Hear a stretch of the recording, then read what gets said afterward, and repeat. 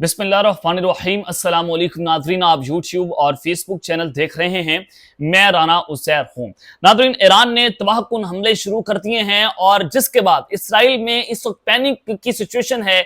Israel को खाली किया जा रहा है और उनके वुज़रा, उनके मिनिस्टर्स, वज़ीर आज़म खुद, उनके लोग जो हैं उस बंकर्स के अंदर छुपे हुए हैं।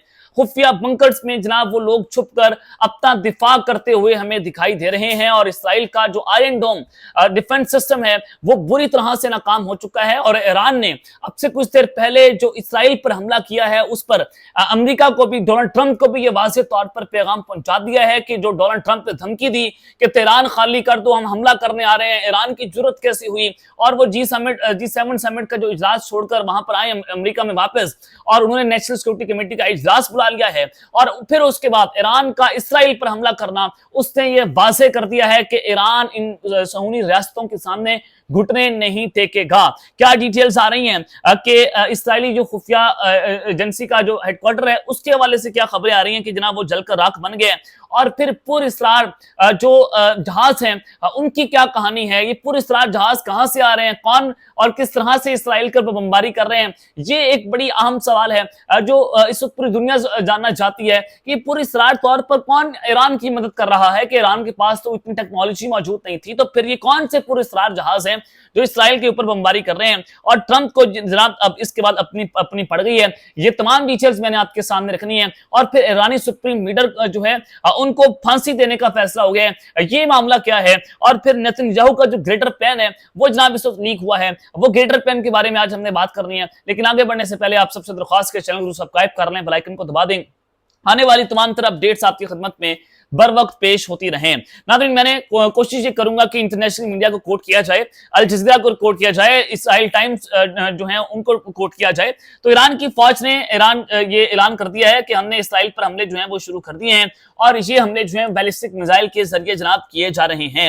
अब आपको बताना ही चाहता हूं कि अल जज़ीरा ये कहता है कि Iran IRGC says it targeted Israeli army centre Mossad operation hub के जो ईरान IRGC है उन्होंने कहा है कि उन्होंने इसराइल में जो खुफिया एजेंसी हेडक्वार्टर है मोसाद का उसको जनाब टारगेट किया है। और ये हर्जिलिया का मुकाम है और ये इंतहाई इंतहाई इंतहाई सेंसिटिव साइट है इसराइल की, जनाब उसको ईरान टारगेट करने में कामयाब हो गया है। इसका मतलब यह है कि इसराइल अकेला ईरान का मुकाबला नहीं कर सकता, उसको अपने बाप अमेरिका की जो है वो आशीर्वाद चाहिए होगा, उसकी मदद चाहिए होगी। और इसी वजह से अमेरिका जो है डोनाल्ड ट्रंप भागे भागे आए हैं कि कहीं इसराइल की तबाहकारियां ना हो जाएं। और फिर ये स्टेटमेंट में कहा गया है तस्नीम न्यूज़ एजेंसी की कि IRGC has claimed it's missile strike in Israel hit a military intelligence centre and a Mossad operation planning centre, जहां पर उनके जो खुफिया एजेंसी मोसाद है जहां पर प्लान्स कर रही होती है, जहां पर वॉर सिचुएशन रूम्स बने होते हैं, जनाब ईरान उसको जो है वो टारगेट करने में कामयाब हो गया है।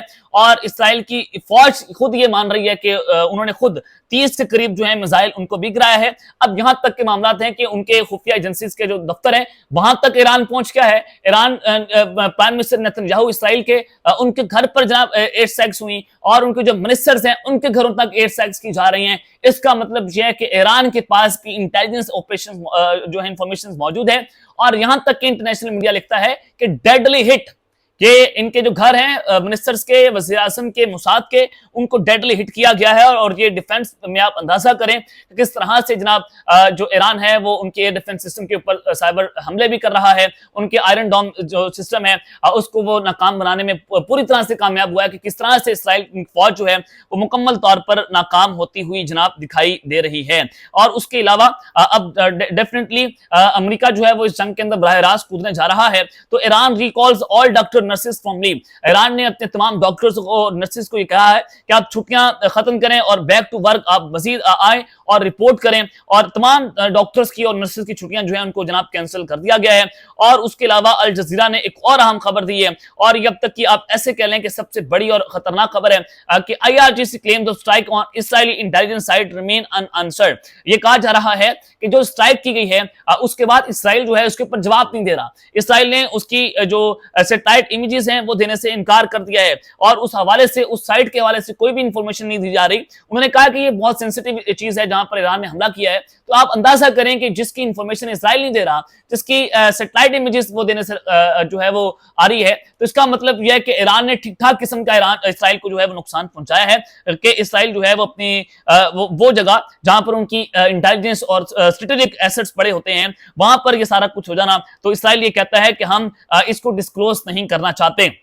लेकिन रिपोर्टेडली अल जजीरा ये कहता है कि तकरीबन 5 लोग जो हैं वहां पर जख्मी हुए हैं और उनको शेल्टर दिया गया है और ये ईरान जो है बैलिस्टिक मिसाइल के जरिए जो है वो जनाब ये हमले कर रहा है। तो आप इसकी सेंसिटिविटी का जनाब इस खबर से अंदाजा लगा सकते हैं कि किस कदर जो चोट पहुंचाई है कि जो उनका इसराइली खुफिया एजेंसी का मोसाद का जो दफ्तर है, जो हेडक्वार्टर है, वो जलकर राख बन गया है। और अब आ जाएं कि ये पूरे इसरार जहाज कौन से हैं जिसके बाद अमेरिका डोनाल्ड ट्रंप जो है उसको अपनी अपनी पड़ी हुई है। अंदाजा करें कि ईरान का अपना डिफेंस सिस्टम नहीं है। ईरान के पास जो पहले मिसाइल थे वो बड़े स्लो किस्म के मिसाइल थे, उसको इसराइल जो है वो रास्ते के अंदर इंटरसेप्ट कर देता था। जो अब से अगर आप 1-2 साल पीछे जाएं तो इसराइल उसका मजाक उड़ाया करता था। तो अब ऐसा क्या है कि ईरान के पास डिफेंस सिस्टम भी आ गया है। ईरान जो है वो इसराइल के अब 35 त्यारे, उन्होंने कल रात भी 2 त्यारे मार गिराए, उससे पहले भी त्यारे मारे और उसके अलावा जो इसराइल की मिसाइल्स हैं उसको भी इंटरसेप्ट करता है। और उसके बाद आप ये भी कहें कि अब जो उनकी मिसाइल सिस्टम है ईरान का, जो बैलिस्टिक मिसाइल और न्यू मेथड टेक्नोलॉजी है, वो बड़ी कामयाबी के साथ इसराइल के मुसाद, उनके दफातर, उनके वजीर आजम, उनके मिनिस्टर्स और हाई जो इंटेंसिफाइड और जो उनकी सेंसिटिव जगह है उनको टारगेट कर रहा है। तो इसका मतलब यह है कि ईरान के पास कुछ ऐसी टेक्नोलॉजी है जो कोई ऐसा मुल्क उनको दे रहा है पुरस्कार तरीके से जो नजर नहीं आ रहा। मैं आपको बताना चाहूंगा कि कौन सा ऐसा नेबर कंट्री है, चलें रहने दें, खबर है और वक्त आने पर आपको पता चल जाएगा कि कौन सा ऐसा मुल्क है जो पुरस्कार तरीके से ईरान की मदद कर रहा है। और वैसे तो पाकिस्तान ने जो है मदद का ऐलान किया हुआ है, तो ये खबर यहीं तक ही रहने दें। लेकिन ये पुरस्कार तरीके से आपको मैं बता रहा हूं कि कहीं ना कहीं तो कुछ ऐसे ममालिक हैं जिसमें आप जो सोच रहे हैं वो भी दुरुस्त है कि वो मुल्क भी इसके अंदर शामिल है जो ईरान की मदद कर रहे हैं, लेकिन कुछ ऐसे 1-2 और ममालिक हैं जो पुरस्कार तरीके से भी ईरान की जनाब मदद कर रहे हैं। तो जिसके बाद अब ट्रंप को भी मैसेज दिया गया कि आप धमकियां लगा रहे थे कि हम तेहरान खाली कर दें, हम ये कर देंगे, वो कर देंगे, देखें जनाब हमने आपका मोसाद का इंटेलिजेंस हेडक्वार्टर जो है वो उड़ाकर रख दिया है। तो अब ये चीजें जो है इंतहाई खतरनाक होती हुई चली जा रही हैं। अब नेतन्याहू का ग्रेटर प्लान क्या है? ग्रेटर प्लान का ये है, उन्होंने कल भी कहा ऑस्ट्रेलियन टीवी के ऊपर बैठकर कि जब तक ईरानी सुप्रीम लीडर जो है वो मारे ना जाएं, इस खत्ते में स्टेबिलिटी नहीं आ सकती, जंग बंदी जो है वो नहीं हो सकती। तो उन्होंने ये वाज़ेह तौर पर इंदिया दिया है कि जनाब जो ईरानी सुप्रीम लीडर हैं अयतुल्ला खामनेई, जब तक वो खत्म नहीं होंगे, जब तक उनको मारा नहीं जाएगा, वो जनाब ये जंग जो है वो खत्म नहीं होगी।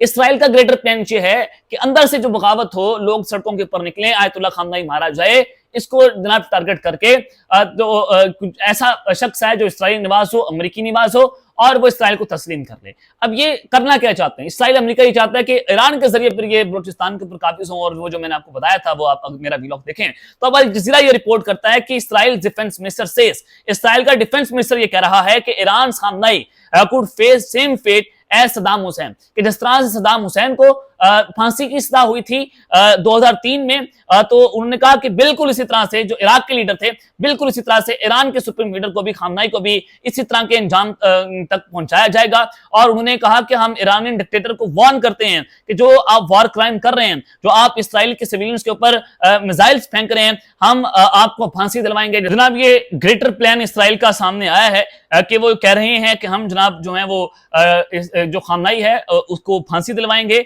और officials in Iran said dozens of Iranian civilians have been killed since Israel began launching attack on the country on the Friday। अब दायर है जो वो कहते हैं, वो कह रहे हैं कि खामनेई जो है उसको याद रखना चाहिए कि जिस तरह से उनके नेबरिंग ईरान में इराक के लीडर के साथ हुआ, वो अब अयतुल्ला खामनेई के साथ होने जा रहा है। उन्होंने कहा कि we will continue today as well to act against regime and military targets in Tehran. और ये आप अंदाजा करें कि इसराइल ने धमकियां लगाना शुरू कर दी हैं कि जब वो उसको नजर आ रहा है उसको अपनी जो है वो हार नजर आ रही है, अब उसने ये जो है वो खूनी प्लान के ऊपर काम करना जनाब शुरू कर दिया है। अब तक के लिए इतना ही, अपना ख्याल रखिएगा और इस अपने लाजमी हलक लें। अल्लाह ने के बाद पाकिस्तान जिंदाबाद।